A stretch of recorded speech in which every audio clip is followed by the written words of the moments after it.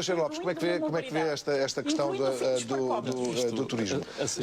Tem aspectos positivos e negativos, todos sabemos, mas é possível ter um equilíbrio ou não?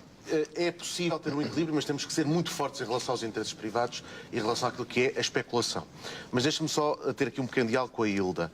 A Hilda, em fevereiro, numa entrevista que deu, defendeu que a taxa turística podia ser interessante para combater precisamente a pegada que os turistas vão deixando. Ela não pode ser canalizada diretamente, mas pode ser uma boa forma de devolver aos portuenses algo que os turistas estão a tirar, que é, por exemplo, as rendas que estão a aumentar, 600 euros a renda média, ou, se quiser, aquilo que é hoje o preço de um T0 em qualquer zona da cidade, muito particularmente a Zona Norte. Portanto, não é ligar diretamente a taxa a um fim direto, mas é dizer que a taxa servirá para um esforço geral na reabilitação da habitação no Porto. Isso parece-me justo. E o Bloco é o único que defende abertamente a taxa turística.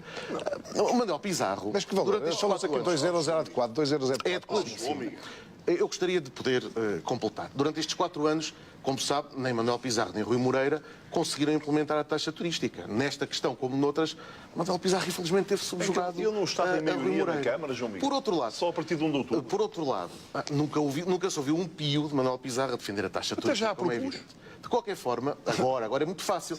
Tu também Agora não tenho acordo. Oh, Manuel Pizarro, tu também só construíste 20 e tal casas novas e 7 edifícios. Essa é a tua marca e agora prometes para os próximos 4 anos mundos e fundos. Quem é que vai acreditar? Eu acho que quem fizer uma análise realista e um quem balanço avaliar o não trabalho acredita. que eu fiz, quem avaliar na verdade, justiça, é muito o pouco. imenso trabalho 17 edifícios no centro histórico que foram anunciados 6 vezes e que ainda não estão prontos. 100 casas. E 20 e tal habitações é muito pouco para um vereador da habitação. Eu acho que isso é sabido. Mas isso é apenas uma resposta. Não fala em cima. Eu gostava de não ser interrompido constantemente por Manuel Pizarro. Dos 300. Mas olha, deixa-me dizer o seguinte, eu acho não vamos entrar em diálogo uns com os outros, senão não nos entendemos. Tem que aguardar com paciência. Nós não podemos perder turismo para a cidade, mas também não podemos perder a cidade para o turismo. E esse risco. Mas o que é que isso é, perder a cidade para o turismo? As pessoas não conseguem conviver com essa... Significa que temos cada vez mais turistas e cada vez menos portuenses. É um paradoxo incontrolável. E por isso, além da taxa turística, nós defendemos que tem que ser claramente regulado o alojamento local.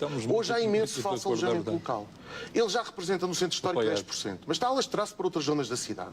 E é alojamento local de proprietários que têm mais do que 1, 2, 3 prédios. 67% têm vários prédios. Portanto, nada tem a ver com o espírito do alojamento local. Se o turismo rural é hoje regulado, porquê é que o turismo urbano não há de ser regulado também? Pois é isso que propomos. Propomos que exista um montante máximo para o alojamento local, um número de dias máximos e que seja regulado de acordo com as zonas da cidade. Até porque as outras zonas da cidade, que não apenas o centro histórico, também precisam de colher benefícios do turismo. Esta Câmara só olhou para o centro histórico, esqueceu-se do resto da cidade. Isso é muito grave, creio eu. Por conseguinte, nós propomos taxa turística, uma forte regulação do alojamento local com regras muito claras, o que levará ao fechamento, certamente, do alojamento local na Baixa do Porto, e defendemos outra coisa que eu acho que é muito importante.